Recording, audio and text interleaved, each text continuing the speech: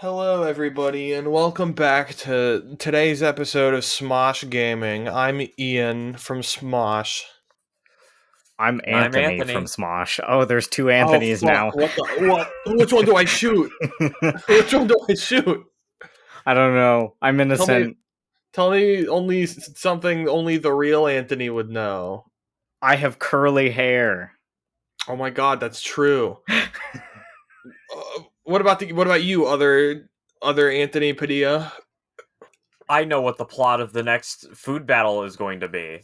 And then I shoot Bertram. Damn. 6 times in the chest. And then I reload. And then I shoot 3 more times. And I'm still alive. Yeah, because you're a skinwalker. Yes. Actually, yes. Okay, fellas, what are we doing? We're doing it's Book club? Yeah, Sergio's on a book club for the first time ever. Whoa! Yes, hello. Our special guest. It's the first time we've ever had a guest on the book club, right? Yes. We're gonna ignore the fact that we're all hosts of the same podcast. No, this is just the book club's podcast. Our thing, so yes. It counts. Yeah, for book club, on your little sub series. Yeah, yes. If you listen to last month's book club, you may be thinking to yourself, didn't you say that we were doing the first Wheel of Time? And the answer to that question is yes, we did say that. But we're also terrible. Life got in the way. Yes. So I'm about a third of the way done with it. And Kai has not even started it. No, I started. Mistaken. Oh, you did? Okay. Yep. I'm not a hater. Yeah, stop being a hater. I started when my power was out. So what we've decided, because we're good boys and girls. Boys, just boys. I don't know why I said girls. That didn't even cross my mind. Since we're good boys, we decided that since we need more time, we're going to surprise you with 2 book club episodes this month to make up for it. With special guests. Both with special guests. And then we're going to do the Wheel of Time next month with another special guest as long as they finish the book in time. And also, I don't know if Sergio is joining. I don't remember if you were going to or not, but you have the option. Like I've said. I will not be joining for the Wheel of Time, but I will be joining you for the other one that we're doing. Okay. We're doing another one? The comic. I don't know if you guys mentioned it. That's Can we announce it? Yeah, we're doing Watchmen next week. Yeah. With 2 guests. Sergio and another person who, if you listen to this podcast, you know who it is, but we're not going to say it so we can pretend like it's a surprise. Yes. Even though, like, you guys know who it is. It's the only fucking person who comes on our podcast regularly. Someday, I would like to do a book club with, like, somebody famous. Well, maybe not, like, famous. Like, more famous. Out of our group. I guess Sean would be famous, so we could do it with Sean is more famous, but I mean, like, a famous, like, I don't know, like the Dom or Crimson Road. He doesn't go by the Dom anymore. I don't care. Because too many BDSM people were messaging him. I don't care. He's the Dom in my heart. Ooh, daddy, bottom for me, top for me, whatever. He will always be the Dom in my brain. Did you see that Dom is book clubbing with George R. R. Martin next month? Yes. What? Yeah. Yes. Which is why he needs to book club with us, because we're more famous. No. We gotta start reaching out to people to book club with. We should. We really should. Find a Warhammer person to book club a Warhammer book with us on. Or we have a find couple. Some small booktubers to collab with because they're true. Well, we can large booktubers. The smaller they are, the easier they are to get on your podcast. Before we start, I have a question for Bert. What? Do you watch YouTube? Like you don't play games, but you watch like YouTube game, like people playing games on YouTube, right? Sometimes. I used to more in the past, but occasionally. What are your thoughts on BioShock? I don't know why I said it like that. The first 2, I The haven't first even. two, mostly. I haven't seen the first two. I've only seen BioShock Infinite playthrough. I don't want to be that guy, but that is maybe the worst one to only have any context to. I know it like Because doesn't fit in with any of the other ones, does it? No, it does. The base game does, like, Okay. begrudgingly, but the DLC doesn't. I haven't seen the DLC. Okay, that's I've only fine. seen the main Because campaign. I recently discovered that there's a book tie-in to BioShock 2, Oh, and it's about the city, the underwater city of Rapture before it falls, and like it's like the lead up to the fall of Rapture okay. that like leads into BioShock 1 and 2. And I think that sounds really cool. And I want to read it on the book club at some point. So I was going to add to the list, but it kind of requires a lot of context for the BioShock story. Well, what if I do it without any context whatsoever? You will probably be really confused. That's okay. I'm normally confused whenever we read anything, like I was for today's book. That's fair. And what is today's book? Well, it's not really a book. It's a novella. It's a book. It's a It's a book. novella. It's a novella. The fucking audio. It says on the front audiobook was of my 4 hours cover long. on this author review, this book has it all. Yes. It's a book. Hold on. Let's see. How many It's a book. words was it? I don't know. It's like 200 pages. It's not that many words because the font is big. How many words? Can we announce it? No, not until I find out. I don't know. The definition of a book is a set of written, printed, or blank pages fastened along one side and encased between protective covers. What is a book? It literally won the Hugo and Nebula Awards for Best Novella. Okay, well, we didn't say it was a novel. We said it was a book. Fuck you. Suck my dick, both of you. No. So we read This Is How You Lose to Time War. Yes, by... I will butcher the name. Amal El-Mohtar and Max Gladstone. Are you telling me it's not Mothtar? I was reading it as Mothtar. I'm just now noticing it's not Mothtar. No, it's Mohtar. Mohtar? I think Mohtar. I don't know. Mohtar. It is 52,000 words, so it should not have won. It's a scam. Yeah. Wow. Yeah, fuck this book. Not really, but you know. Shout out to Bigless Nicholas. Bigless Dickolas, thank you. You're right, you fucking little liberal. You liberal cuck. We fell for the spell of Bigless Dickolas. He convinced us to read this book. True. Well, I would have had more so no idea you guys what it was. convinced me to read the book. I knew about this book for like several years before the introduction, but when the whole like Twitter thing started, I was like, you know what? This is my sign. This is my cosmic sign to read this book.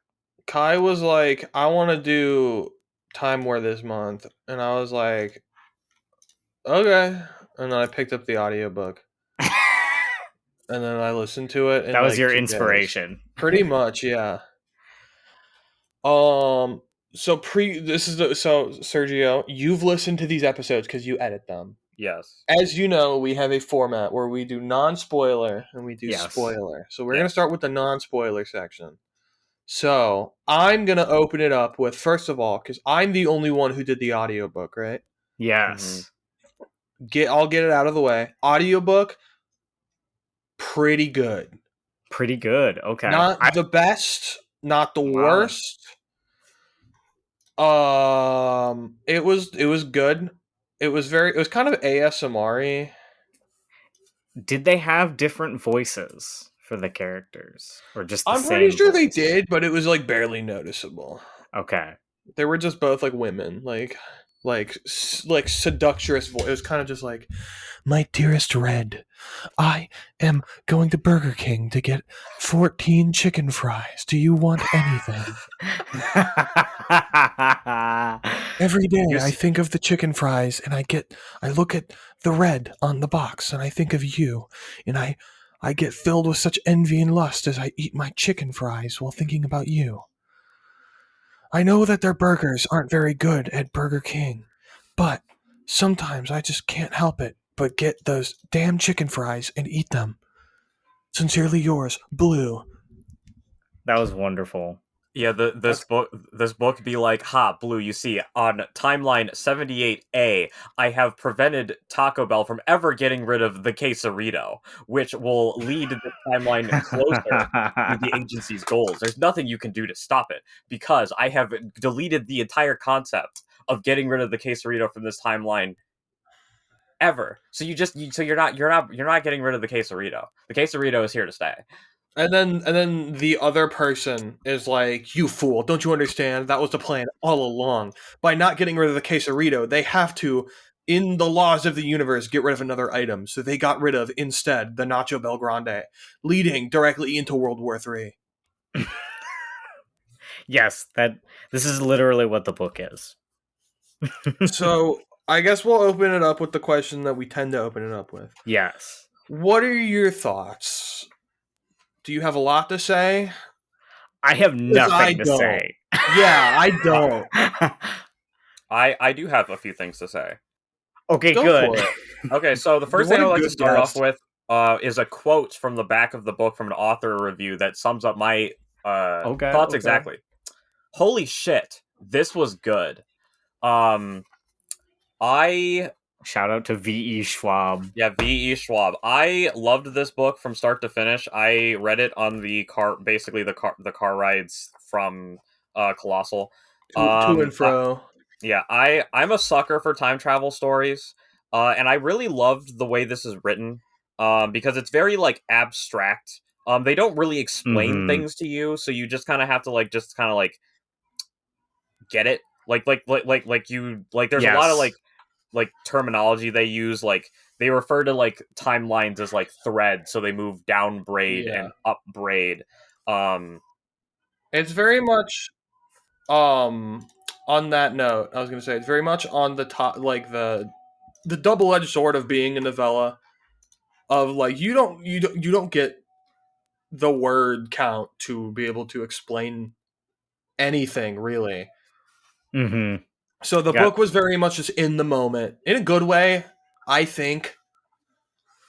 Just in the moment. It doesn't try too hard to set anything up like exposition wise. It kind of just starts and it happens and then it ends. I think it's a good thing. Yeah.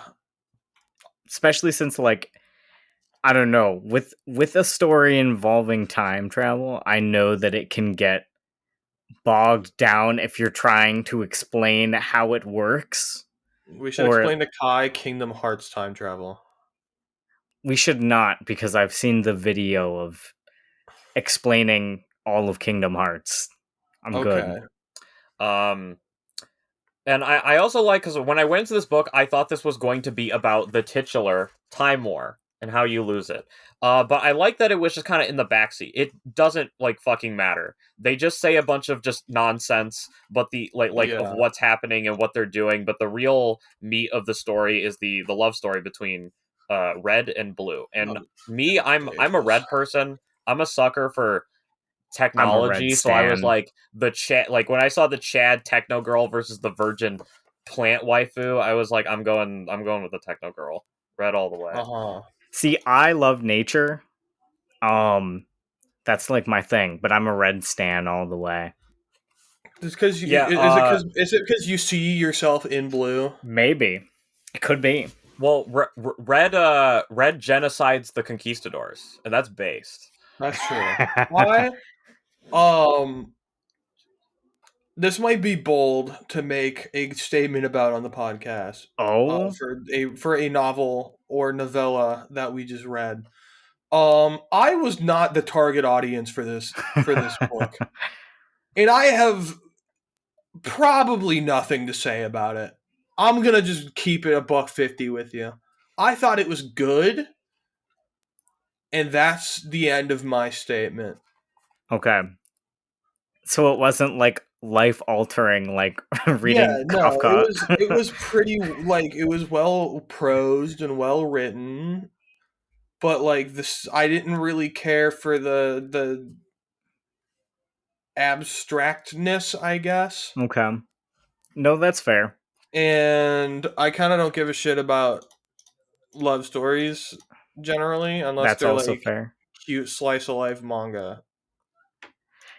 Yeah, and this was like very the opposite of slice of life. Yeah, it's very much just like a chapter of Red talking to Blue through a letter, This is and then a slice of chapter of something. Blue talking to Red through a letter, and then it just jumps back and forth pretty much the whole book, and that's Yes. all it really is. Yes. And that's not a bad thing. It's just not my thing. No, that's fair. I was also going to say that actually a lot of the concepts in this book kind of reminded me of SCP a little bit, because they mentioned like a nuovirus, and there's a lot of stuff in here about like Yes. like weaponizing like concepts and like objects and stuff like that.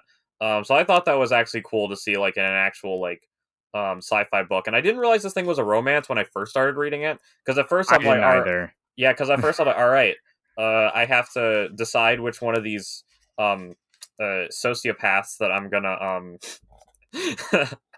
I'm going to That relate you're the gonna most stan. to and see Yes. who wins. We should probably give like a I was gonna say we probably should give like a quick like outline of the plot so people know like No, not at all. No outline of the plot. They can figure it out. okay. It's only like 200 pages. They can read it. I feel like you should have read the second quote on the back of it that says a twisting sapphic time travel fantasy love story. But apparently neither of us read that far. Nope, I just jumped straight into this thing. Completely blind. I went down braid, completely blind without a paddle. Yeah, same. I really liked the prose though. Even though, like, you know, I have to be in a very specific mood to read like most love stories. Um I was here for the language used, and I think the reason I'm a Red stan all the way is just because I liked the prose for like Red's perspective and Red's letters better. I guess we can give a summary though if you want to. Well, first I want to point out some base Red moments. So I mentioned her arming the natives to fight against the conquistadors, but she also burns down Atlantis like 100 times, and she enjoys it every time. She hates Atlantis. She just really Yes. hates Atlantis. Does she also hate London too? I think there's something in here about her burning down London a few times. And you know that we don't like I Europeans think she's on this just podcast. she finds it kind of distasteful. Even I'm back. though Blue likes it. Blue loves London. Uh-huh. Which is why Blue is not based. True, British. Cringe. She also goes to France, I think. She likes France too. Cringe. I know, so cringe. Europe head. So, for the plot of this book. So, as it describes, this is how you lose the Time War. The Time War is between two different factions. There's the Agency, which is like a like they are like the pinnacle of technology. Like cyborgs. they've all like coalesced into like what like they all like share like a hive mind. Their bodies are completely like robotic, and they have a bunch of interesting powers to go along with that, and they are fighting the Garden, which is the opposite, where they're like completely nature based. All of them are like born into like pods. They're still like organic, and you know their stuff like you know poisons and plant like stuff, while Blue is from the Garden and Red is from the Agency. So it's basically like man versus machine kind of. And their whole objective That's is more to go into nature versus machine than man versus machine, just because like yeah. neither of them really align themselves to humanity. Ironically, Yeah, True. they've really like they've sacrificed their humanity for both of these sides, because they're yeah. because I mean they their Opposite powers include extremes. like switching bodies too. Like they switch genders many times in this Yeah. this book. Also, he's wiping the floor with us, Kai. I know. Professional fucking book clubber over here. Come on now. we discussed it. We're like, I don't know. It's pretty good, I guess. Sergio prepared. I don't even think we've looked at the checklist so far. No, we haven't. Well, I'm gonna pull it out. I'm gonna go through the checklist a little bit, Sergio, if that's okay with you. That's fine. Oh yeah, so we'll just like, because I think that's a pretty good description of just like Yes. like what you need to know for the plot. We don't really need to go that much further into it, just because there's so little like exploration of it. You know what I mean? So I'm assuming you guys liked it, obviously. Yeah, it was good. It was good. Sergio's quote made it pretty obvious that he liked it. Do you have a favorite? There's only really 2 characters, I guess, but do you have a preference? Red. Red-based. I think Red is more of the protagonist, so that makes sense. Yes, that is true. Because most of the third act stuff, spoilery stuff, involves mostly Red's perspective. And interesting to note, I believe it does start with Red's perspective as well. Yes, it does. It does. I had to check really quickly. So does just that to make sure. your least favorite character blue? I guess like Commandant is in Yeah, a chapter. Yeah. Commandant is like not good. Yeah, but that's like kind of the point. I don't know. Yes, that is literally the point. Least favorite character because of the way that they're supposed to be interpreted, and not because we don't like them. Like with like Orconomics, for example. Yes. Our least favorite Orconomics character was because it was not fun. Yes. As opposed to just being like, oh yeah, this character. Yeah, the Commandant is like Evil, serving the point in the plot that is supposed to be hated. Having basically a big brother figure is bad. Yes. Evil. I was going to mention, I forgot to say this. This book is a lot like 1984. Like a lot. It is. Yeah. It is, yeah. I guess I didn't really connect that when I listened to it, but when you say it like that, that is true. Although I haven't read 1984 in probably 10 years. I read it during the pandemic for the first time. I read it in 8th grade. We had to read Animal Farm, and I freaking hate Animal Farm. I thought I was I was like in like a pseudo intellectual phase in 8th grade. Where I was like a super fedora tipper, like atheist, and I was like, I'm gonna read 1984, and I'm gonna read the Da Vinci Code and all these super cool books. And then I got over myself. And now you read sometimes intellectual, but sometimes not intellectual books on podcasts. Now I read slice of life romance mangas. Yes, that too. That too. And this. Sapphic Time Travel 1984. Do you guys have, without giving too much spoiler away, do you have a favorite and a least favorite moment? Starting with Sergio, I'll say. My favorite moment. Well, obviously I mentioned the conquistador moment. I'm trying to think. I think the opening is pretty striking with like Red just like she just like won like a battle like in the future, and there's like starships like falling up all around her like when she first like encounters Blue, because that's just like that hook was pretty good. Yeah, I liked the beginning like, too. Really into. Yeah, the opening scene was very intriguing.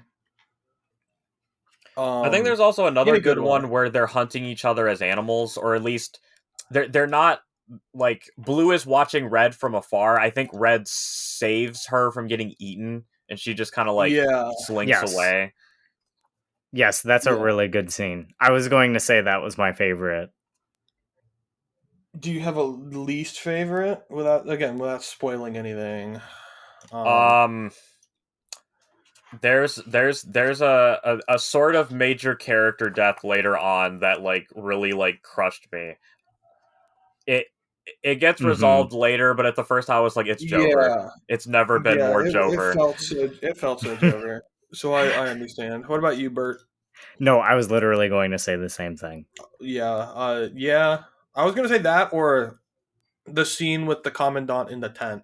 Yes, that too. But again, that's kind of the point of the scene, is to be like, oh. Yeah, both of those scenes, it's like, that is the point. They're both very stressful scenes. Yes. A lot of what's the word? There's a lot of tension. Tension, yeah. I was gonna say thriller, but that's not the word I was looking for at all. Tension, very tense. You never know if the tension's gonna Suspenseful. break. Yeah, suspense, tension. It was good. Fucking, where'd my checklist go? God damn it. Important themes. Love is love. Well, I mean, love is a theme, but like the LGBTosity of this story is not like it's not really important. It doesn't it's matter not, it's what. not a main focus. When does this go up, by the way? This episode. Next July, I believe. Fuck. We're missing Pride Month. We're missing Pride Month. This sucks. Goddamn. We're bad people. Check the schedule. We didn't do anything Pride related, did we? That's true. We didn't do anything Pride related. We're like the average corporation in 2023. We'll move this to like we'll release it at the end of this week, June 30th. Okay. This is our Pride finale. Okay, this is our Pride episode on the fucking last day. We're like Dream streaming one day in Pride Month, tweeting out that he's going to donate all of his fucking like all the money he makes in the month of June to Pride charities, and then he streams once. God damn. Gonna be us. Only we're gonna make 30 cents off the episode. We're not gonna donate it to shit. No, we need to save that. It's going into a new car for me, baby. You know what? I'm fine with that. I'm fine with you taking our 30 cents. Yeah. Yeah, there are probably themes to this book. I guess none that I can think of. The theme that you had was ASMR. Yeah, listening to women ASMR is fun, I guess. I think my theme, my main takeaway is that like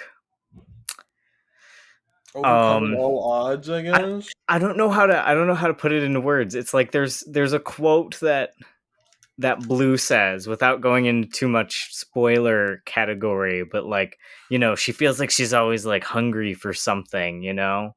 Mm-hmm. But it's like an indescribable kind of like emptiness and whatnot. Red's fat juicy pussy. Yes, that's the answer to all of her problems. That's the theme of the novel. But I think to some degree, like both of the characters have that like hunger within them, and I think it's stemming from like needing to be connected to each other. Yeah, because they both are kind of like isolated within their organizations. There's a whole chapter dedicated to food. There's a lot of food. I think there's a lot of eating. It's kind of a feeling anyone who's been in like a long-term relationship understands. Especially long distance. Yeah. I wonder who relates to that. Yeah, that's weird. Of just like wanting to be around somebody but just not being able to. Yes. Well, I think it's deeper than that too, though. I think it's like, you know, they both are very isolated. Like, even though they belong to like a faction, they're not really like super integrated with their other faction members, especially Red in particular. Like, I know it's Blue who says the line, but like, even though the agency is meant to be like a hive mind, it seems like they don't really like, there's no need to connect to each other since they can kind of like interface with each other. Yeah, they also got rid of hunger and like basic human needs too, which is why Red brings up food. Yes. So there's not like a whole bunch of connection that they have to each other. And as we mentioned earlier, there is this like loss of humanity. So I guess that's like the main theme that I was picking up from it. Kind of depressing of a theme. Like as we mentioned, like both characters commit like the worst of they poisoning people, genociding, manipulating people, being someone's wife for 60 years just so the timeline gets a little bit closer to the future that their agencies want, is just like going to work. It's just like breathing, like to them. Like they just like they don't care. They're cogs in a machine. I'll burn down London for the 80th time. There'll be another one in another timeline. Who cares? Like, because to them, it's just like I don't know, it's just like pieces on a board. Like, Yes. there'll always be another timeline. There'll always be another version of this person. Who cares? It's very Machiavellian. Another thing I will also note is communication. I think is another big part of the thing, because Yes. they communicate through letters. They're never communicating with each other directly. It's always But they're a letter they find. non-traditional letters, though. And that They're letter like- might also be their end, because they don't know if they open that letter, it'll be some like, like brain rotting poison or a nuovirus, as they mentioned in the first one, that'll just eat out your memories. But they open it anyway because they're just craving that like communication with somebody. Yep. That human connection. I mean, they even go as far at the beginning of like going through that light Yagami thing of like, well, you see, Blue wants me to open this letter. And if I do, they'll think that I'm going along with their plan. But no, I'm opening this letter so I can get in on what Blue's going to be doing next. Yeah, I was gonna make that comment where like this is instead of, Death Note is for gay people, and this is the Death Note for lesbians. Yes. Yes, it is. Would you? I'm assuming you'd recommend it, and you would say it's probably worth reading. It's so short that I wouldn't say it's not worth reading for pretty much any reason. Yes. I mean, it could have shit in my fucking car. If you're a homophobe, would have recommended to. Yeah, if you read don't. it. I don't recommend this for homophobes. No, I recommend it. The homophobes will probably not be homophobic anymore. I mean, to be fair, you'll be like me and not even realize it's a lesbian romance until like halfway through the book, when I was like, wait, what are these people's pronouns? I'm confused. I don't know what gender they are. Why are they saying they're in love with each other? I thought they were just like fighting. I thought this was Death Note, man. Well, I mean, I think that's done like on purpose, because it's always red and blue, and you never get like a sense of like what they look like, because they're always like disguising each other themselves as other people and whatnot. They turn into animals at one point. Yeah. Yeah, I would recommend it. It is, as you say, it's so short that it's like, just if you even are thinking about reading something, just read it. It's a quick read. It's quite a page turner too. Like, I wouldn't say there was ever like a dull moment. There's not enough time for there to be a dull moment, to be fair. Which is why I like novellas. Fun fact about me, I like them because they usually keep it moving. I like when books keep it moving and aren't like Orconomics. Yeah, Orconomics just spent 80% of its runtime dragging its feet, and then the last 20% somehow, despite things happening, also still dragging its feet. And fucking everything up in the process. Yeah. But yeah, I don't really have anything else to say about. Are we moving into spoilers? I do want to mention one thing before we do move into spoilers. Is that I found out that from the Wikipedia page that this is getting a television adaptation. Oh, the scripts will be written by both Mohtar and Gladstone. But I am about to explain why I think that making a TV adaptation is a terrible idea. Because I think that this book works its strongest on the fact that it doesn't explain all of its concepts to you, and that it's very abstract. And I feel like while seeing a lot of this stuff would be cool, I feel like it makes it lose the mystique of the book itself. Because I was thinking, like, man, I would like to see some of this stuff expanded on, and like, I don't know, like fan fiction or like another novel. And then I'm like, no, because I feel like if you expand on and explain some of the stuff, it loses like the magic of the way it is. So I will be down to watch that TV adaptation, but I think that it is distilling the essence of what made this book great. I respect that. Unless it's like a short TV show. Because, I mean, you can have media that's like quite abstract. It usually works better in a movie format if you're going to be doing that, since like the runtime isn't as long, and you don't have to like re-explain things for audience that may be tuning in for the first time or tuning in after, a significant period of time. But I mean, I think it can work if they do it in a very specific way. Like, if they don't drag their feet on it, I think it could work. Maybe like 4 to 6 episodes. Yeah, I was 8 thinking at the like most. 3 or 4. Like that, whatchamacallit? That, 5-episode, the show with The Weeknd that just came out that everybody hated. Not like that. That was I don't know. apparently really awful. I don't want it to be awful. I don't know anything about it. It was bad, and everyone kept saying it was 6 episodes, but it was only 5. And then people were like, "Oh my god, they canceled an episode!" And then all the crew was like, "No, There never was. Maybe there's we just got only 5." Mandela affected. Maybe there was. Or 6 people were episodes. just wrong. No, we got Mandela affected. My guess. It was scrubbed. The government scrubbed it. True. Never thought of it like that. But yeah, I got nothing else to add. I don't know if you guys do. But if you want, we can end it here and then pick up on the spoiler talk, which I will continue to have nothing to say. Just full disclosure. All right. Spoiler alert! It was good. We are going to ad break then. All right, welcome back to the spoiler section of This Is How You Lose the Time War. Do you guys have bullet points to talk about, or do you just want to... How are we going about this? We usually just wing this part. Yeah, let's wing Okay. it. So, I guess the major thing is... What are your thoughts on the ending? Wait a second. Okay, we could also use the discussion questions in the back of the book. Oh my god, there are discussion questions in the back of the book? There are discussion questions. Dude, whip those fuckers out. It's doing our job for us. Some of them aren't very good. I tried reading some of them, but they're not very compelling.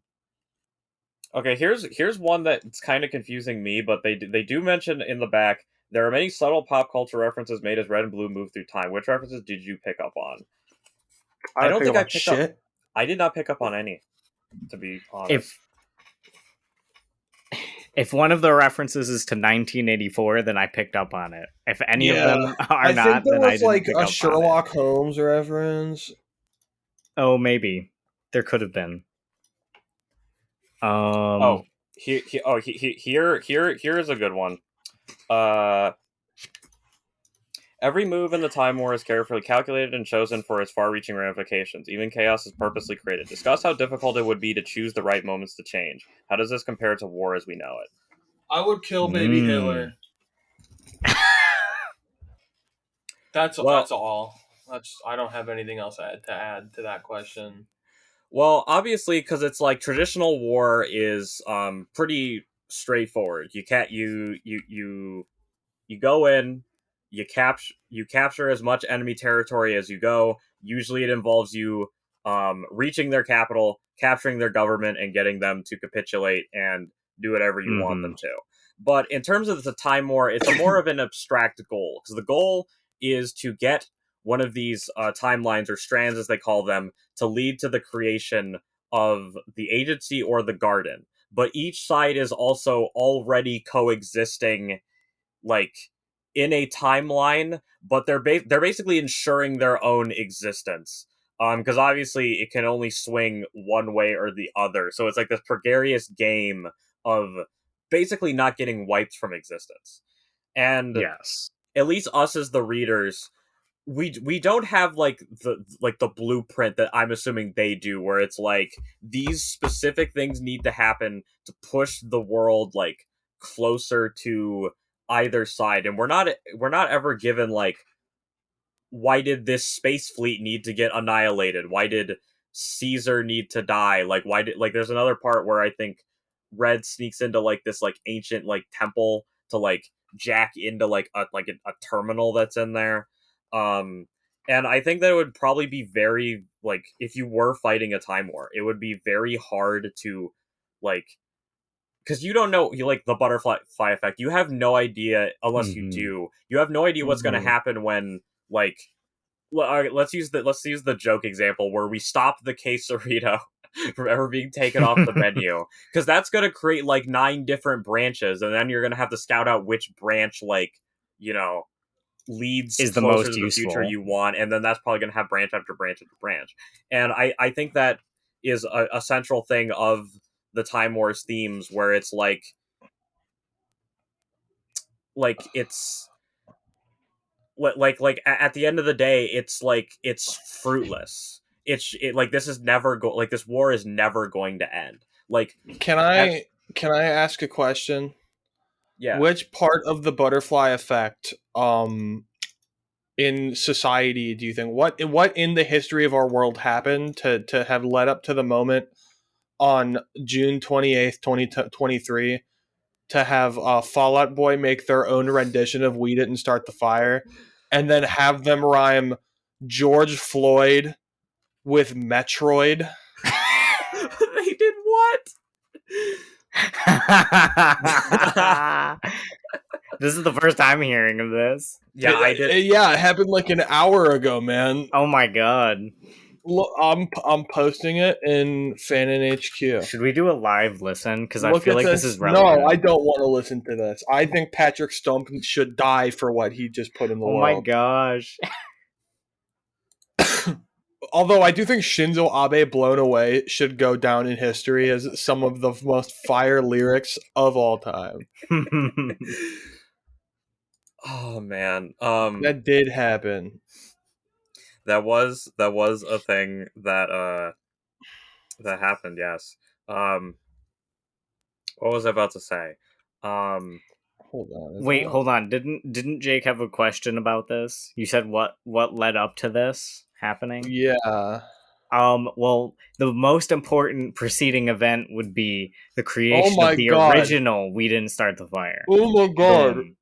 One of the lyrics is "Prince and the Queen die. World Trade second plane." What else do I have to say? Oh god. Come on, man. It's too soon. Shouldn't It's be too laughing, soon, man. But it's You can't just put that in the song. I mean, it's influential though. We Didn't Start the Fire is a product of its time. so The he has to original make a song product is of our a time. product of its time, as a statement about the stressors throughout the Cold War that are Yes. created by various countries. This is just like pop culture glup shitto. We got SpongeBob, we got Rodney King, we got Tiger Woods, Kurt Cobain, Fukushima, Japan, Robert Downey Jr., Iron Man, not rhymes, just to be clear. Spielberg, just Spielberg. Spielberg. Balloon Boy. I don't know if that's Five Nights at Freddy's I think or that's Five Nights at Freddy's. I What? think that might be Five Nights at Freddy's. Bombing Boston Marathon is the line before Balloon Boy. What? QAnon, Y2K, Boris Johnson, Brexit, Kanye West, Taylor Swift, Stranger Things, I think we have to the listen to Suez this. Canal, I think I'm gonna have to listen to this. Woodstock even if you guys aren't. 99, Golden State Killer caught. What the fuck? Keaton Batman is not even like the correct time period. That's like 89. This does feel like a plan of the agency. It does. White Rhino Goes Extinct is in the same verse as Tom DeLonge and Aliens. Okay, Who is I'm Tom listening now. DeLonge? He's the lead singer of Blink-182. Have you ever listened to all the small things? You know, all the small things. It's that guy. Okay. Hold on, let's get in the watch together so we can be together. How about we Okay. finish the book club? No, has to happen in the book club. I think It's relevant. It's relevant. Send me a link because I don't have it. You're not in the watch together. No, Fuck, what's my password? I don't even have an account. I kind of just like pop in. I have the link though. I've extracted it. I managed to avoid drowning. Hold on, I gotta change my password. On watch together. Okay. This is totally part of the episode. You should tell them what the password is. I can dox Sergio's password right now. Do it. Come 69. You don't know All the right, password. everybody join movie night. Send me a link to movie night. Oh my god, I'm getting a fucking ad played. Alright, I'm posting it in Fanon HQ. Thank you. Hold on, my mom's yelling for me. I'll be right back. The spoiler part is kind of a train wreck. What? It says it's invalid. Here, I'll recopy it to you. Or put in Bug Shaker General. There you go. Alright, is everybody ready?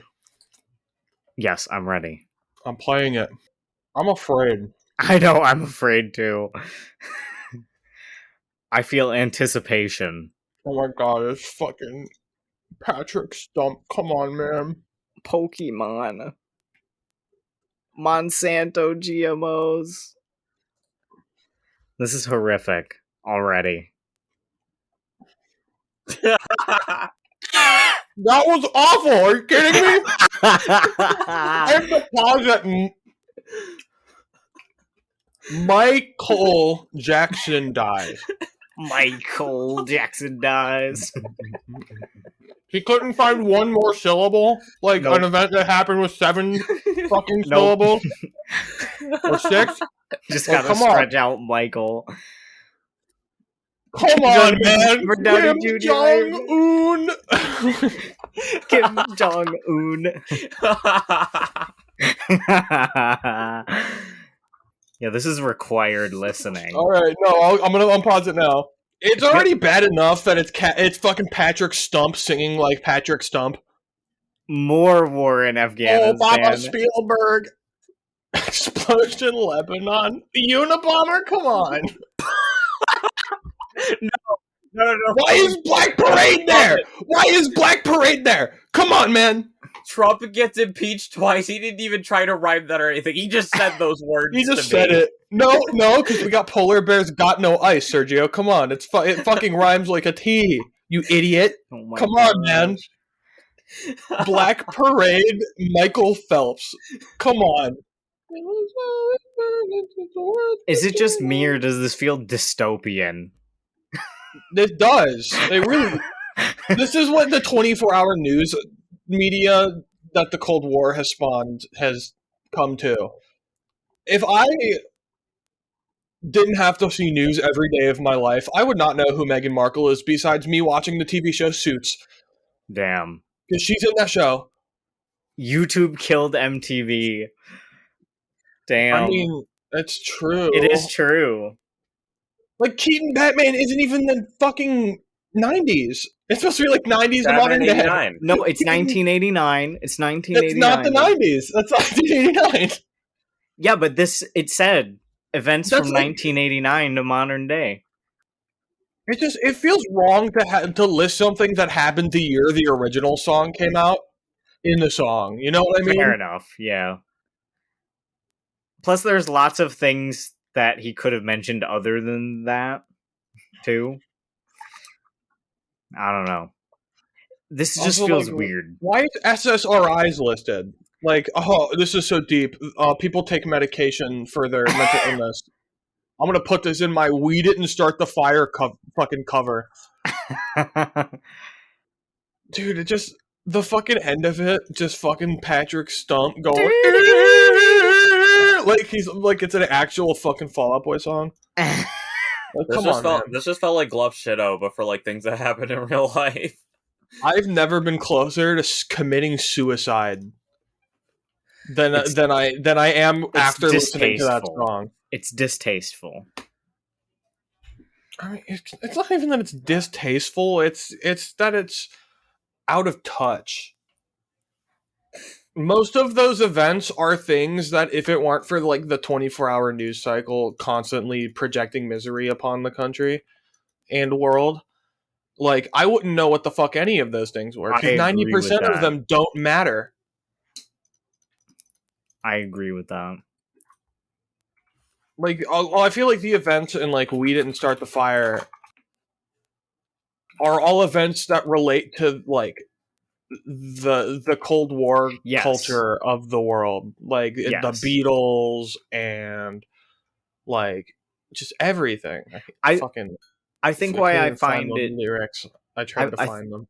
I think why I find it distasteful is because it mentions things that are like clearly like really inconsequential next to things that are like actual disasters. Yeah, it's like Balloon the Boy. golden. Yeah, Balloon Boy. the Golden State Killer was found. 9/11. Those are not the same thing. Like, those are not even close. Those are not the same as Meghan Markle. Yeah, she's like an okay actress. Yeah, it's weird. Like, I don't know. Maybe it says something about society that these things are Also, all it's worth put noting together. that like 9 presidents are listed in fucking "We Didn't Start the Fire" originally. The only one that was mentioned in this one was literally just Trump. Trump gets Obama. impeached He just twice. says Obama. Oh, Obama. Yeah, he just says Obama. My bad. Nothing related to him, just Obama.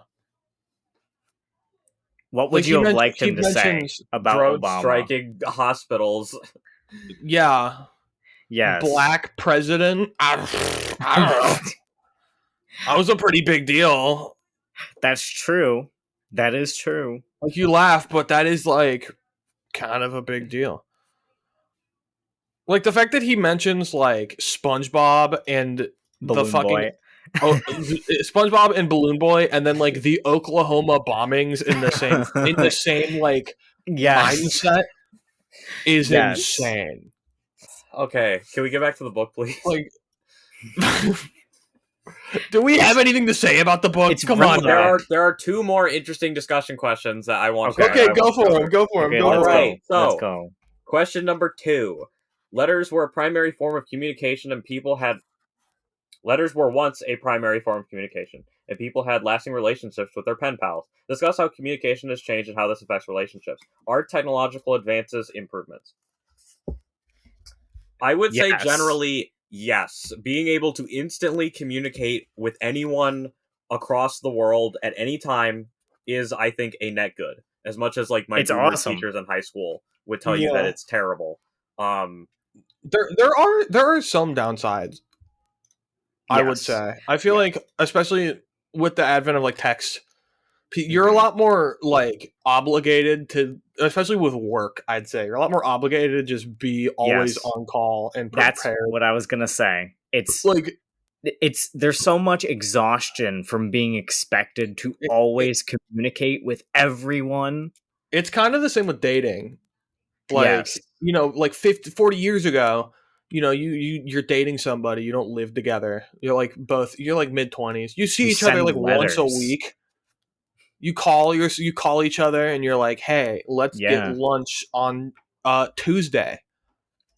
Okay, see But you now, there. but now it's like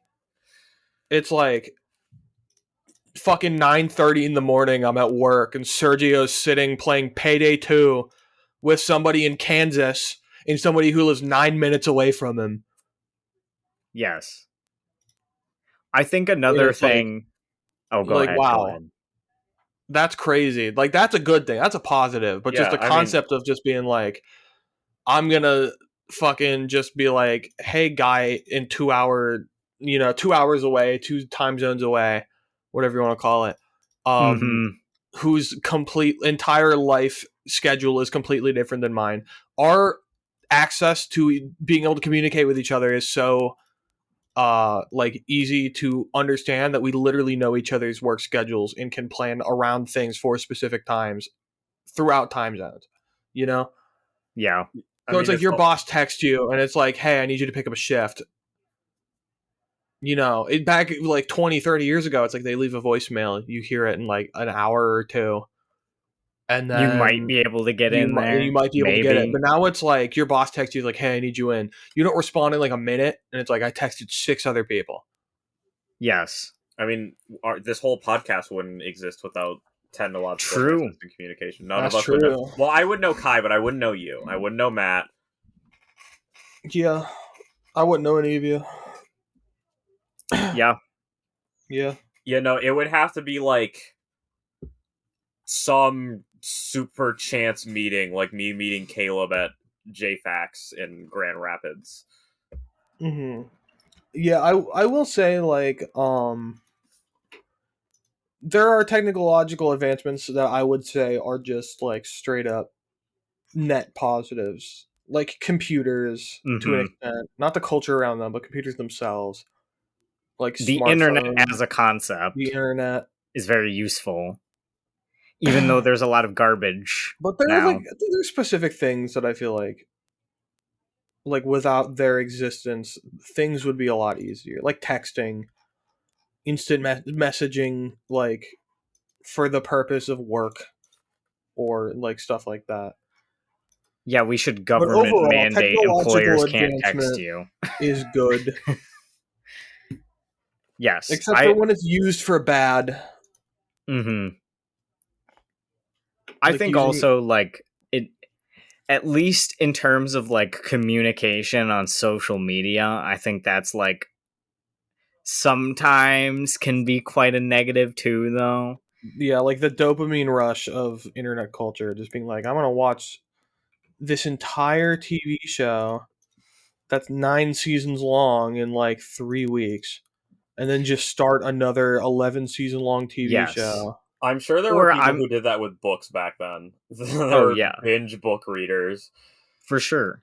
I mean, you could also take Mhm. out a lot of movies from your Yeah, like but local movie rental place too.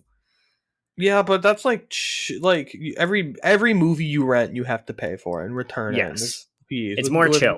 with streaming. It's just like, yeah, I just watched 17 episodes of The Flash. I'm gonna watch fucking 2.5 seasons of Legends of Tomorrow now. Uh and then go to bed at 4 a.m. and then wake up at noon and do it again. Yeah, that's not the greatest. Also, I think that the easy access to like bully people and then not have a face associated with it even happening or like an Well, identity is pretty bad too. well, see, back in the day, you could shit talk someone and send them a letter, and you'd be like, "All right, I got 5 days to prepare before they get the letter, and I'm screwed." Yes. And now it's I don't know, I think there's a lot of negativity that gets spread a lot easier. Oh, okay, we're good. We're good. My thing disconnected for a second, but we're good. Yeah, I don't know. I think that's a lot of the reason that like we're seeing a lot more depressed people, not to be a boomer about it or anything, but the quickness of some things I think is to our detriment because humans are just we're not prepared for it. We're Yeah, not prepared. I mean, everything has their downsides. I mean, like, you know, like obviously like some problems are exacerbated because of the instantaneous, but it's not that they never like existed. Like Yes. Yeah, They're rumors just and made shit. worse. yeah. Because instead of like, having one mean bully that you see at school and like, maybe you can get teachers to make him stop or you can move to a different school. Now it's like, if you post They one thing on social media, you could have 1,000 people or more dogpiling on your one thing yeah. you Yeah, Or did. it's like, like oh, I blocked my bully on Instagram and they made 25 burner accounts to tell me to kill myself. Yes. It's you know, problems that already existed that are just much worse now. I just thought about it, but like, you know, those guys who show up at like your college and they stand in the square, if you will, and they're like, "Oh, death to the gays" or whatever. That's basically just like a town crier, just like Uh-huh. for like a public university. Yes. Thankfully, You I said didn't have any of those. you said Town Crier, and I thought of the one guy from Skyrim and Whiterun. You know who I'm talking about? I never played Skyrim, but There's a I guy. Okay, there's a guy who preaches about Talos in the fucking town square of Whiterun, and he's like, "By Talos, you shall be saved," and everyone's just like, "The damn Town Crier is at it again." I mean, yeah, Damn. like those people never went away. They just like stand on the side of like your university building and hand you a Bible or whatever. Or they're just sign twirlers, and they make Yeah. money. Or they're outside doing the it. Planned Parenthoods. Yeah, That's where most of them are at. that's true. All right, and then our third discussion question is: imagine you are an agent fighting in this time war, dancing along the braids. What would it be like to see all the different strands? Would you like to experience all of time in the way red and blue do? What kind of agent would you be? I don't think our brains would be able to No. comprehend any of it. I think we would overload and die. And that is my answer. Fuck you, person who wrote the questions, you big bitch. Your question sucks! What if the Yeah. authors wrote the questions? Come on, man. Well, then their question writing is a lot worse than their fucking book writing. I don't know. You want me to lie? Yeah. I mean, Make it nicer. I think that what would happen for, like, obviously, because it's like, I don't like obviously, like, the visual representation is probably not something that you would be able to, like, fully comprehend, but I think what would happen is that you would start to get really detached from everything. Like, once there Like are our infinite protagonists timelines. are. Whoa. Wow. What? I said, like our protagonists are. Whoa. Yeah. Like, once there are infinite timelines, the idea of consequences and stakes just go out the window. Yes. Oh, Mary died? Oh, well, I can just, hop into the next timeline and she'll be back. Like, Or I can just go 200 years in the future and meet someone else. yeah. Also true. I wouldn't want to experience time like they do, because I feel like I said, it would just diminish it to the point of where it just becomes bland and stale. I wouldn't want to, because I just wouldn't want to work for either of these factions. Like, if it was like, it's like, okay, you're assigned to doing this, this, and this, I'd be like, no, I don't wanna, No, and then I I'd don't get want to kill Caesar. then I'd get taken out. I don't want to kill Caesar. He's chill. He is chill. He's my bro. Maybe. He's not chill. He was a dictator. He wasn't chill. But, in this hypothetical scenario where I'm mildly detached from reality, I'm like, yeah, that's whatever.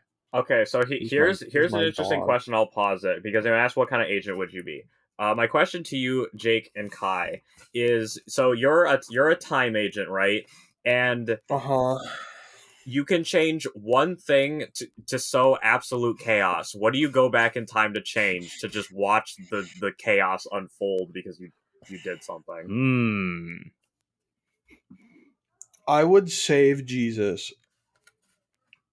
Because Okay. there are a lot of evidences of whether or not you're religious that there was a figure that was just Jesus Christ in society. That maybe he wasn't, who he said he was. You never know. But a lot of solid evidence that Jesus Christ as just a human being who was alive probably exists. So I would just be like, yeah, they wrote a book about his life and he got crucified. I'm just going to not let them crucify him. And see what happens. And just see what happens. Does the religion even exist? Because the crucifixion, I feel like the crucifixion, or is it the crucifixion of Christ? Yeah, is like the major event that like put Christianity into the limelight. Like his resurrection and stuff. So just being like, yeah, nope, doesn't happen. He's just like, fine. That would be interesting. Jesus dies an old man, just like doing his thing. Yeah. Technically, like, if you did that, he might have just lived the rest of his life being like a political enemy of Rome, which would be, I don't know, interesting. I feel like you'd have to continuously keep saving him. Yes, probably. I also have something that you would continually have to do, but I think this would sow chaos. I would say in my hypotheticals, I'd be like, yo, you gotta go. You gotta go somewhere else. Go somewhere else. Go to China. There's a big place over there that needs a lot of guidance. Fair enough. Here's mine. This whole dynasty business is not working out. You can go help them. All right, what's yours? Here's mine. I'm going to make it. This will require constant maintenance, by the way. I will make it so that no civilization discovers the number 0. Oh, that's evil. I know. Well, okay. It Let me cripples pose you. everything. Let me pose you an unironic question. Okay, go ahead. Go ahead. Do you think that in this hypothetical world where zero doesn't exist, that capitalism exists? No. Probably not. Because how can you have an economy, a consistent of currency without having no current? Like, I have no money. I have zero money. And there's also no function of like making something like a whole number that is very large either. Mm-hmm. Like you would have to count it in different ways. And Yeah. it would be not as intuitive, I would feel. Yeah. I think it would be wildly chaotic, and I don't think there would be capitalism. Communist society of... I don't think it would be communist either. I'm not sure what would happen, but I think it would be very chaotic. You can't distribute the wealth if there's no wealth to distribute. Well, there would be wealth. It's just the means of production would still exist, I guess. So maybe, yes. Communism could still happen. Like it could, as long as workers, as long as the proletariat is being oppressed, there will be something. By God, I will make sure of it. Inshallah. What's yours, Serge? What would mine be? I had an idea, maybe like save Alexander the Great from dying of consumption or whatever he died of, and just see if he could take over the world. I think he died of the flu. Was it the flu? I think it was literally the flu.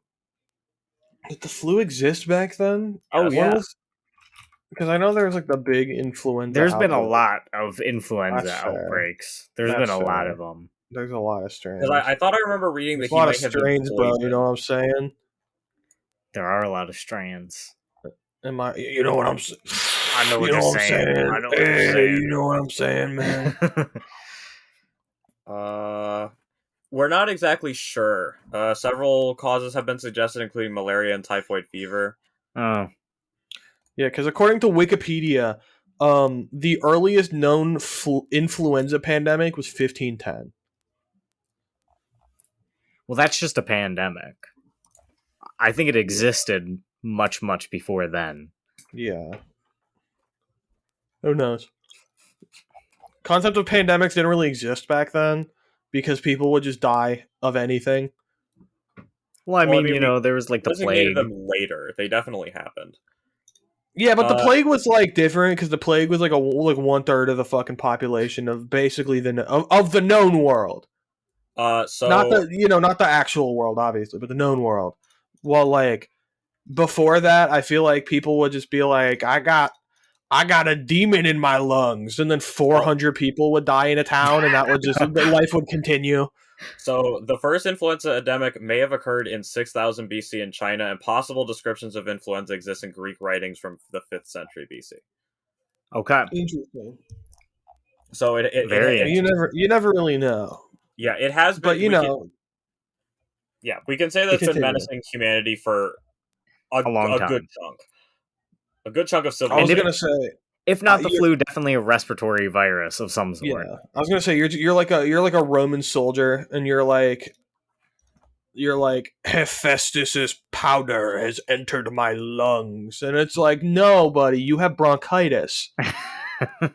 And then a third of the marching army dies of bronchitis, and they're not like, oh, it's a pandemic, it's an epidemic, it's a plague. It's just like, damn, that shit sucks.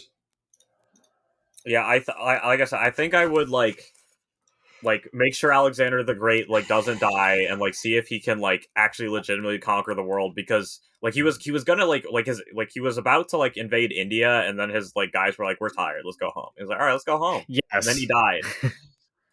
And they were like, yeah, let's really go home. I'm gonna one up that one for a bit of a more modern context. Okay. Of saving a important figure, politically, quote unquote. JFK. No, Martin Earlier. Luther King? Oh, No. never mind. Earlier. Franz Ferdinand. Oh. What happens if Franz Ferdinand doesn't get assassinated? You know, I've read a lot of sources that have said that World War One probably still would have happened. Yeah, that's because of all of the tensions going on in like the Balkans region. I think it might have changed the scope of the war, but World War One I think is happening no matter what. I think if in this hypothetical scenario, it probably would have just been like a Balkans, Eastern European conflict. Yeah, it may not have been a world war, to be fair. It may have been Germany, probably, or Prussia, I guess. Prussia probably would have won. Yeah, because that just would have been it. Because wasn't because Britain only got involved because Germany wanted to go beat up France and they would have passed through Belgium. You could stop them from getting pissed off at France and Britain and triggering a bunch of defensive alliances. You could Easternify the war, I guess. Yes. But it still would have happened. Something would have happened. To be fair, though, it may not have triggered World War II to happen. Possibly. Yeah, because here's my thought process, right? World War One happens as just like the Balkans War and like the Balkan states fight, and that's it. Like Austria, Prussia probably would have won, maybe combined into Germany. We never really know. Or would it have been Germany at that point? It would have been Germany. It was Germany and Austria-Hungary. Mm-hmm. Yeah, that's what I was thinking. I thought they were separate at that point. Austria-Hungary and Germany maybe would have combined into one power. Maybe. And then, like, that's the end of it. And then, like, World War II, you know, the rise of National Socialism never happened. Yeah, that wouldn't have happened because the Versailles Treaty was a big, like, catalyst for World War II. It probably would be Soviet wars against the rest of Europe, probably. I would argue no, because if Russia doesn't get involved into the First Great War, no communist revolution. The communist revolution probably wouldn't have happened. True. Because the strenuous events on Russia caused by World War One was the water boiling over the kettle that caused the death of Tsar Nicholas. Bro, we just cracked the code. Yeah. We're excellent time agents. We are, yeah. We figured it out. That's the one. We prevent Franz Ferdinand from being assassinated, and then nuclear war never happens. Yes. The Cold War never happens. Nukes might never be invented. Who knows? I wouldn't go that far. Well, what if we had no need to do it? Well, we probably would have found nuclear fission for like the purpose of environmental safety, and then somebody probably would have been like, "Why don't we blow it up?" I mean the like when we discovered nuclear fission, one of the first things was like, "Oh shit, you can make a giant explosion." Yeah. Probably it might have stayed like a hypothetical thing. They probably wouldn't have made them or at least used them. But it definitely like it would have like how we know like, oh, you could make an antimatter bomb by making some antimatter and smashing matter against it to make like a big like explosion. Yeah. No one's going to feasibly make that because it's expensive and you don't exactly have a need for it. And it would suck really badly. But yeah, you know, Vietnam wouldn't have happened. Korea wouldn't have happened. Iraq, Afghanistan. Bruh. Like any modern conflict. The entire Cold War. Yeah. It would be a changed world, for sure. It would be. Might be. It's probably out there. Yeah, we can do this, guys. We got to get in contact with one of the agencies. Maybe we already are. Maybe they're listening to our program. Yeah, and we're going to be the opposing forces. Only no love stories. We're just going to be, you know. Yeah, we're gonna create the society, our own time agency, of, like third one, regular people, where we live in a society. We do, in fact, live in a society. So, since this is the spoiler section and we just covered the discussion questions, I would like to talk about the end of the book. Yes. Some timey-wimey stuff happens. Red and Blue fall in love with each other, and they decide that they're going to hop onto some nice little strand and live out the rest of their lives in peace. But then that doesn't happen, because Commandant finds out. Commandant is like one of the military generals of the agency, and they're like, alright, Red, if you're truly not a traitor, and Blue has just been, like, putting her roots into your mind, you're gonna write a letter that's gonna kill her. And then Red's like, Yeah, it's not even that black or white though. It's kind of vague if that's the actual reasoning behind it as it's happening. It's kind of like, does she know? Does We don't she know. no. But Well, you know, regardless, Red's like, don't read the letter, you'll die, and Blue's like, no, I want to do this for you, I don't want you to die, I'll read the letter. So Blue reads the letter and fucking dies like a horrible death. Like, she gets like burnt out from the inside out. It's really bad.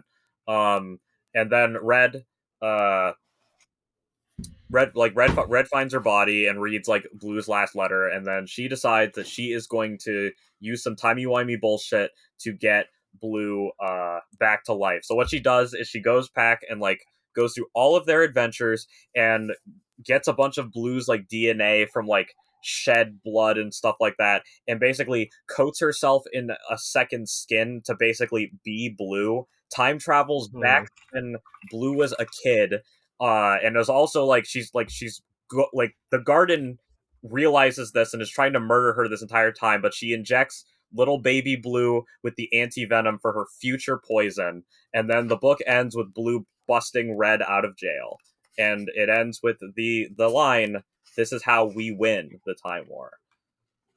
whoa. Whoa.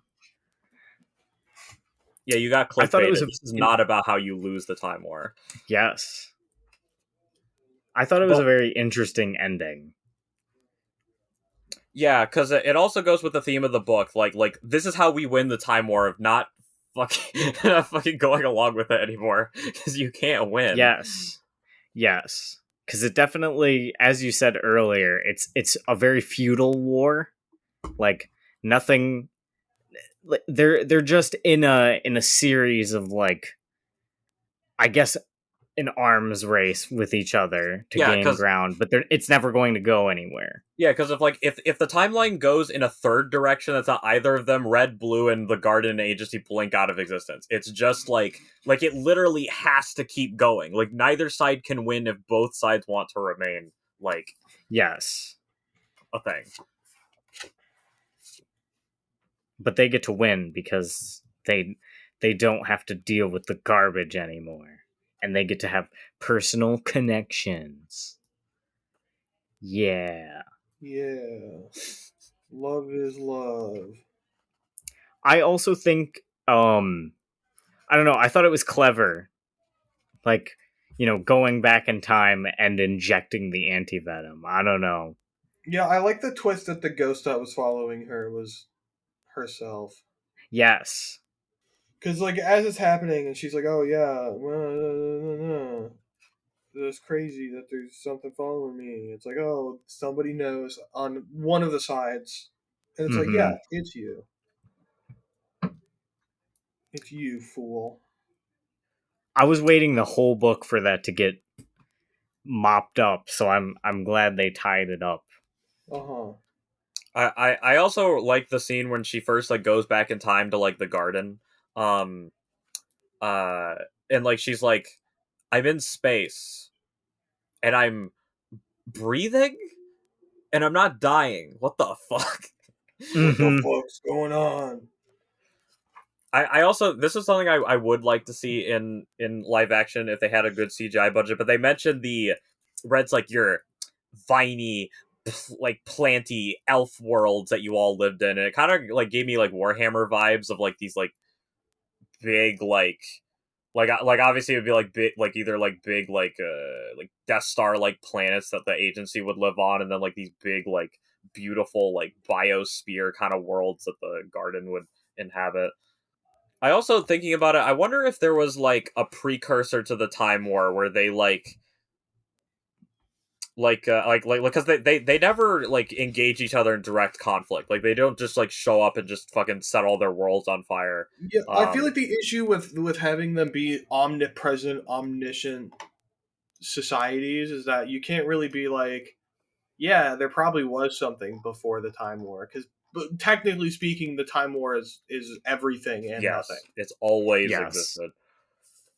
Even when it didn't exist, it still existed. There's not really couldn't be really any inciting incident because it's probably been erased trillions of times. That's deep. That's hard to comprehend. So you know that video of like the black kid running back like through time, and it's like the world had to be fixed. Yeah, it's like the fucking Death Note quote. Yeah, the first it's like the first garden agent running back to stop somebody from putting their brain in a computer. There was no other way. The world has to be fixed. Did somebody just fall off their chair? What the hell? No, I dropped the Time War. I fell off a ladder. Or that might have been Jacob. It was not me. I was gaslighting. Okay. Yeah, I got nothing else to add to the episode though, to be honest. Once again, between Orconomics and this, we've just had two episodes that have been like, I feel like I have nothing to say, and somehow we managed to make it like an hour and a half episode. So I think we accomplished a decent amount. Yeah, and I'll give the book this because also I think this book is very at least I think this is smartly crafted together, given that Max's title is in red and Amal is in blue. I believe that they probably wrote like each they each took like a section, which is my preferred way of writing with somebody. Me and Jake have been doing it where if we write a conversation, one of us takes one of the characters and one of us takes the other for like a more like natural back and forth. But like when Blue died, I felt hopeless. Like I was like, how? Like it's Jover. Like there's nothing they could do. And then when she was like, yeah, I was taking my dogs to school, and I was like, man, this is crazy. I was at work. I was on my lunch break. Fuck. I was like, what the fuck is gonna happen now? Is this gonna ruin my lunch break? How dare you? And then she concocts this crazy plan that I would have never have thought of, which is I love when the author comes up with solutions to problems that you don't like, that aren't just like obvious or like you just like foresee. And this is why you're a JoJo fan. Yes, this is why. I agree. And then the fucking beanie. Remember the beanie from part 2? I fucking hate that. Continue. And then like, cause like even like she does it, and I'm like, well, I mean, how's she gonna get out of this? She's like in a box, and then one last letter. You've got 5 minutes. Get out of here. Also, the phrase "my dear hyper extremely red object" makes me think of red as like a cube, like you know that Wilson's one we read. Oh my gosh, yeah, yeah. The Time War, but they're Euclidean cubes. All right, anything else? Final thoughts? No. I loved this. It was good. I think both of these people are amazing. Well, Red was my favorite character, so Max is my favorite out of the two authors who wrote this book. Sorry, Amal. You were also the blue sections were also pretty good, but Red's my favorite. Red is a showstopper. No offense. Yeah. I like the cover too. I don't know who did the cover art, but I like it. I like the cover as well. Yeah. All right, do we love them? No, because we still have to talk about what we're doing next. Because next we're doing Watchmen with Sergio and Sean. It's revealed now. Yeah. And that's going to come out next week, I think. And then we're going to do Wheel of Time. Yes. And then let's see, everything June onward is pushed by a month. So after Wheel of Time, we're doing Percy Jackson. Oh yeah, we are doing Percy Jackson. And anyone else who wants to, I guess. Sergio, I don't know if you want to. I don't know if you have ever read it. I've never read it. That's pretty. You should join. It's really short. We should try to get everybody to do Percy Jackson because it's all young adult novels. It's not too long. It's an easy read too. Yeah. And then after Percy Jackson in October, we're doing Warhammer book Xenos by Dan Abnett. Oh wait, I thought we were doing Well, everything got pushed back a month. Yeah, but we wanted to do Blood Meridian specifically. We can do Blood Meridian for October still and do Xenos for November. Yeah, let's do that. Unless we decide to change it again, which totally could happen. It's possible. But yeah, after this episode, we'll probably plan out our last book club of the year and then maybe start the new year, and then we'll just go as we need. And if you guys have suggestions, talk to us. Talk to us, tweet at us. Wait, hold on. I know I said that if we got any tweets about people reading them, we'd read them. Are there any tweets about people reading them? Probably not, but... No. Greg, if you're listening, join our book club. Yeah. Points at camera. Yeah, if anyone's listening, and Ralph, please read these books. They're good. Except for Orconomics. Are we recommending Orconomics? Did you guys recommend it to read? We recommended Asterisk. The recommendation for Orconomics was, if you've never read Troll Slayer, read that instead, and if you have, then read Orconomics. I thought we were putting Troll Slayer in here somewhere, weren't we? Troll Slayer was supposed to be in here. I think we wanted to at the same time as Watchmen, but Time War took precedence. Yeah. We also need to do the one Legends and Lattes too. Maybe that could be a December read. I don't know. Yeah, that's a spoiler, but yeah, we can do that for December.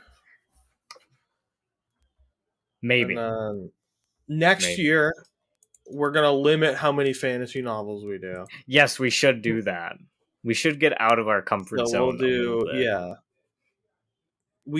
do want to do book 1 of Discworld because Sean has read it before and is interested in doing it with us. Okay, cool. Was that The Way of Kings or The Color of Magic? What was The Way of Kings? Color of Magic. Way of Kings is another fantasy book that's really long. Oh, that's right. Yeah, because it's fucking... I forgot what it was, and I looked, and it was a 45-hour audiobook, and I was like, what? Yeah, we gotta wait a while for that one. We should also eventually do a nonfiction book, since we wanted to start it on a nonfiction book. Yeah, we'll find one. I have a couple in my to-be-read lists that I own, so maybe we can do one of those. Yeah, for sure. Also, that SCP book that Sergio and I backed is coming out soon. Oh, nice. I already got I got the ebook for it. I did too. I'm pretty sure. I'm just waiting till we, get it. Is there an audiobook for it? Actually, I guess. That's kind of my thing, I guess. I'm the audiobook think so. On the podcast. Wait, was that the one you told me about, or was it the other one? Different. Different. Okay. Yeah. Because I also got that 800-page SCP book that we should attempt. 800-page SCP book. Maybe it's 700. I don't know. It's really Bury the Survivors by Harry Blank. Yeah, that one. I got that one. Yeah. I own it. It's all free to read on the wiki because Creative Commons, but there is a physical copy that you can buy. Should get Harry Blank on the pod to book club it. We could. He has a podcast. Probably collab. That's true. Yeah, dude. But that's all we got.